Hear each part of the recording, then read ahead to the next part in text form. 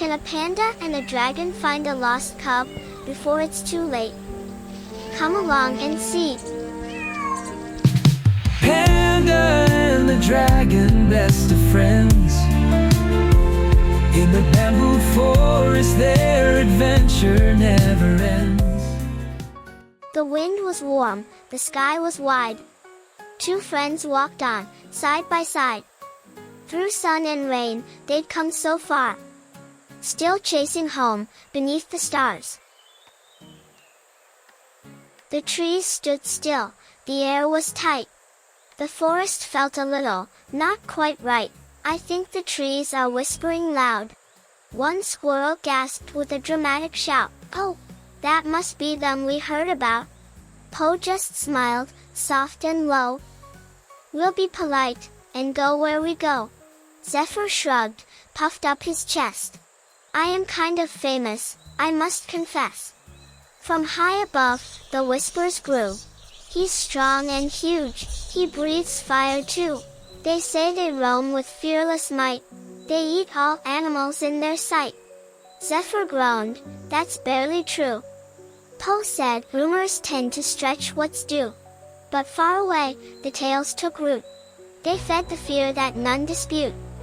They reached a lion, fierce and proud, whose heart was heavy, especially now. His cub was gone, his world off track. The whispers struck like claws at his back. He heard the tales the forest spread, of flames and strength and words of dread. So when he sensed them up ahead, he raced to face this dangerous threat. The bamboo shook with thunderous sound. A shadow lunged across the ground. He skidded in with claws out wide. Poe stood firm, his voice stayed low. We're not your enemies, just so you know. The lion's voice was rough and deep. My cub is gone. I couldn't sleep. I heard the tales, and let fear win. The worst thoughts put my mind in a spin. Zephyr saw the hurt inside his eyes. Not rage but worry in disguise.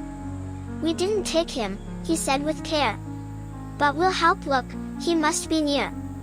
He flapped his wings and rose with grace, then looped once through the open space. No cub goes missing while I'm around, he shouted, scanning all the ground. Zephyr zipped above the trees. His flight was brave, but far from neat. Poe watched him loop, then softly said, let's just hope he doesn't land on his head. The lion blinked, unsure if he'd heard. But Poe just grinned and said no word. Above the trees, he scanned the ground. And soon he heard a whimpering sound. I see the cub, he shouted down.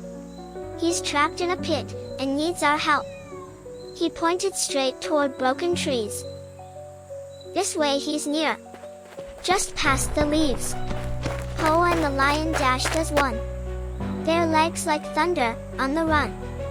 Poe raced ahead with thunderous feet, branches snapping, skipping each beat. The log was big, the ground was cracked. But Poe leaned down, rolled up his back, and with a grunt and strong, soft might, he lifted the log with all his height. The cub crawled out, his eyes so wide, and let out a joyful, squeaky pride. The lion rushed to hold him tight, nuzzled his fur and cried with delight. Thank you both, he softly said, for finding where my son was led.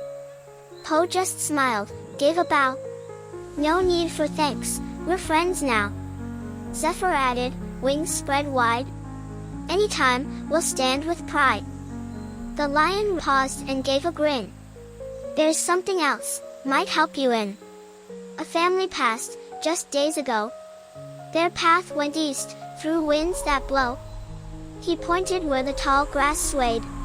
Beyond the trees, the light turned jade. If you keep on, and don't delay, you just might find your home that way.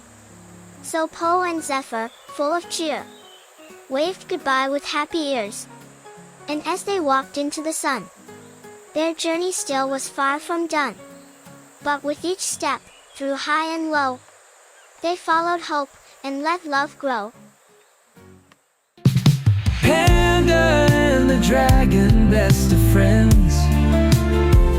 In the bamboo forest, their adventure never ends. Together they could do anything they dreamed. In a world of wonder, things aren't always as they seem.